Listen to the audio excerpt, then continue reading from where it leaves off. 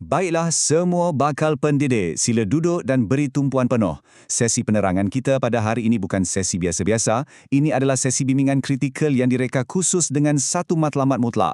Untuk memastikan anda berjaya menawan hati panel temuduga anda nanti, anggap sahaja penerangan ini sebagai kelas persejaan paling penting sebelum anda melangkah ke alam pendidikan yang sebenar. Hari ini kita akan bongkarkan segala rahasia, strategi dan contoh jawapan paling padu mengenai isu-isu semasa pendidikan. Jadi, saya nak anda semua fokus betul-betul sebab apa yang kita nak bincangkan ini bakal menentukan sama ada anda dah cukup bersedia untuk memikul gelaran seorang guru? Kita ada jaduan yang padat hari ini. Ada 5 fokus utama. Pertama, strategi lulus temuduga. Kedua, teknologi AI dan digital. Ketiga, minat dan disiplin pelajar. Keempat, cabaran dan jurang pencapaian. Dan yang kelima, kita akan tutup dengan kesimpulan dan soalan bonus. Menguasai kelima-lima topik ini memang wajib, ya? Mari kita mulakan dengan bahagian pertama, strategi lulus temuduga memfokuskan kepada peraturan kelas dan formula lulus. Sebelum kita sentuh isu lain, anda kena pegang strategi asas ini. Dengar sini baik-baik, ini pantang larang paling besar. Bila berdepan panel, jangan sesekali anda salahkan sistem pendidikan dan jangan salahkan pelajar. Jawapan anda tu wajib merangkumi 3 elemen penting. Apakah peranan anda sebagai guru? Apakah tindakan spesifik yang anda buat? Dan apa kesan positifnya kepada pelajar? Jangan sekadar cakap, oh budak zaman sekarang memang malas. Salah tu. Anda sepatutnya cakap, peranan saya adalah mempelbagaikan aktiviti di dalam kelas supaya pelajar kembali fokus. Nampak beza dia? Anda tu bakal guru. Jadi bertindaklah sebagai penyelesaian masalah, bukan pemberi alasan. Macam mana nak susun jawapan yang nampak bijak tu? Guna senjata rahasia ini. Formula STAR. S untuk situasi, T untuk tugas, A untuk tindakan dan R untuk kesan atau result. Cara dia begini, bila panel bagi soalan susah, jangan panik. Ceritakan dulu apa situasi yang sedang berlaku. Kemudian terangkan tugas dan tanggungjawab anda dalam hal tu. Lepas tu, beritahu panel apa tindakan konkret yang anda akan ambil. Dan akhir sekali, terangkan kesan dari tindakan anda. Kalau anda jawab guna struktur STAR ni, panel akan nampak anda ni sangat teratur, matang dan memang tahu apa yang anda buat. Baiklah, kita masuk ke bahagian kedua, teknologi, AI dan digital. Ini isu yang sangat hangat sekarang. Bayangkan panel pandang anda tepat di mata dan tanya soalan mencabar ni. Apa pandangan anda tentang penggunaan AI dalam kalangan pelajar? Ini bukan masa untuk anda membebel dan mengeluh pasar pelajar meniru guna ChatGPT. Panel sebenarnya nak uji sama ada anda ni cikgu yang berfikiran jauh atau cikgu yang takut pada teknologi. Jawapan paling tepat menggunakan formula STAR tadi adalah begini. Tugas kita adalah membimbing pelajar menggunakan AI sebagai alat sokongan, bukannya untuk menyalin jawapan bulat-bulat. Bagi contoh supaya panel faham. Cakap dekat mereka, saya akan ajar pelajar guna AI untuk cari idea dan buat rangka karangan. Tapi mereka tetap wajib menulis karangan tu guna struktur ayat mereka sendiri. Nampak tak kesannya? Kemahiran digital pelajar meningkat, tapi pemikiran kritis mereka tak hilang. Selesai masalah. Tapi awas ya, kadang-kadang panel sengaja nak jerat anda dengan soalan susulan macam ni. Habis tu, adakah AI ni nanti akan ambil alih tugas cikgu? Jawab dengan lantang dan yakin, tidak sama sekali. Terangkan kepada mereka, secanggih mana pun teknologi tu, komputer tak ada jiwa. Tugas guru bukan sekadar menyuap maklumat, tapi membentuk nilai murni, adab dan mengurus emosi pelajar. Sentuhan kemanusiaan ini, sampai bila-bila pun robot tak boleh ganti. Ingat tu. Seterusnya, soalan perangkap klise. Mana lebih baik, pembelajaran digital atau tradisional? Hati-hati, jangan melatah dan terus pilih satu pihak sambil mengutuk pihak yang lain. Cikgu yang hebat sentiasa tahu mencari jalan tengah. Kuncinya di sini adalah menggabungkan kedua-duanya. Anda perlu integrasikan kaedah tradisional bersama teknologi digital. Bagi contoh praktikal, anda pasang video animasi yang interaktif dekat skrin kelas untuk tarik perhatian mereka. Lepas tu anda edarkan kertas kerja fizikal dan minta mereka bincang dalam kumpulan secara tradisional. Kita kena ada fleksibiliti. Kita ambil yang terbaik dari kedua-dua dunia. Seterusnya, bahagian ketiga, minat dan disiplin pelajar.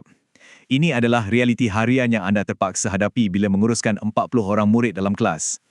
Bersedia dengan soalan popular ini? Kenapa pelajar sekarang makin kurang berminat belajar?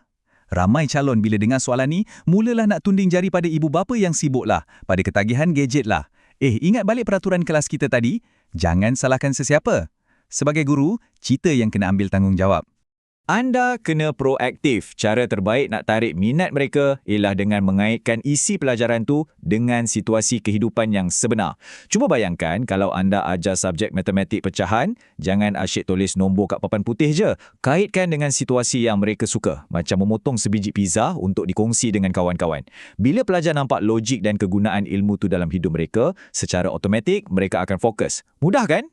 Kemudian kita masuk bab yang agak meruncing, disiplin. Panel mungkin tanya, macam mana anda melihat isu disiplin pelajar sekarang? Ini bukan masanya untuk anda jadi wartawan dan ceritakan kes viral budak sekolah bergaduh dekat luar sana. Panel tak nak dengar cerita tu. Mereka nak tahu penyelesaian dari anda. Pegang prinsip asas ini, mengawal kelas mestilah dengan tegas tetapi penuh berhemah. Ya, anda sebagai guru ada kuasa dan otoriti untuk laksanakan peraturan kelas, tapi jangan lupa pada empati.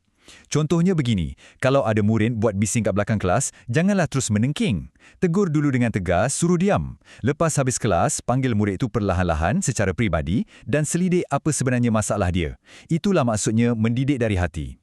Kita beralih ke bahagian keempat, cabaran dan jurang pencapaian. Ini untuk menguji ketahanan dan kekuatan mental anda. Soalan keramat yang pasti akan ditanya. Apa pandangan anda tentang beban tugas guru yang semakin meningkat sekarang? Saya beri amaran keras ya, jangan sekali-kali tarik muka masam atau tunjukkan reaksi tertekan bila dengar soalan ni. Panel sedang pasang perangkap nak tengok daya tahan anda. Jawapan anda mesti kedengaran profesional. Cara terbaik mengatasinya ialah mengurus masa dengan baik dan merancang kerja secara sistematik. Anda akui sahaja tugas guru zaman sekarang memang mencabar dan banyak kerja pekeranian. Tetapi, tunjukkan pada panel yang anda ada sistem. Anda sediakan to-do list setiap hari supaya kerja lebih teratur dan dalam masa yang sama, anda masih menjaga kebajikan dan kesejahteraan diri sendiri. Nampak tenang dan terkawal kan? Senario seterusnya menguji cara anda mengajar di dalam kelas. Kalau dalam kelas tu ada murid yang pandai sangat dan ada murid yang sangat lemah, macam mana anda nak pastikan tak ada yang tercicir? Anda tak boleh abaikan yang lemah dan anda tak boleh sekat yang cerdik. Dengar sini, kalau anda ingat satu frasa sahaja dari sesi hari ini, ingat yang ini, pendekatan pembelajaran terbeza. Sebut sahaja ayat Magics ni, panel temuduga pasti tersenyum puas hati. Penerangan mudahnya begini, untuk satu topik yang sama dalam kelas, anda bahagikan tugasan. Untuk pelajar yang agak perlahan, bimbing mereka buat ayat-ayat ringkas dahulu. Untuk pelajar yang cerdas, cabar mereka dengan tugasan membina karangan panjang. Semua orang belajar topik yang sama, tapi mengikut kapasiti otak masing-masing. Akhir sekali, bahagian kelima, kesimpulan dan soalan bonus aras tinggi. Sediakan mental anda untuk meninggalkan impak terakhir pada panel. Bayangkan bilik temuduga tiba-tiba sunyi. Ketua panel renung muka anda dan lontarkan soalan aras paling tinggi. Bagi anda, apakah cabaran terbesar pendidikan untuk masa hadapan? Soalan penentuan ini adalah untuk menilai sama ada anda sekadar cikgu biasa atau anda seorang pemimpin pendidikan masa depan. Dan ini adalah jawapan mutlak anda, cakap dengan penuh keyakinan dan suara yang lantang. Tuan, cabaran terbesar kita adalah untuk memastikan sistem pendidikan kekal relevan dengan kemajuan teknologi yang pantas. Tetapi pada masa yang sama, kita wajib berjaya mengekalkan nilai murni dan pembentukan sahsiah pelajar. Biar beribu gadget atau sistem baru wujud, tugas paling utama seorang cikgu adalah memanusiakan manusia. Sempurna. Sekarang, panel dah tak ada soalan, tapi saya ada satu soalan penutup untuk anda. Tanya diri anda sekarang, adakah anda benar-benar sudah bersedia secara mental dan jiwa raga untuk memikul gelaran cikgu? Fahamkan betul-betul semua penerangan tadi. Masuk bilik temuduga tu dengan dada yang lapang dan buktikan yang anda memang dilahirkan untuk menjadi guru yang hebat. Semoga berjaya semua. Kelas bersurai.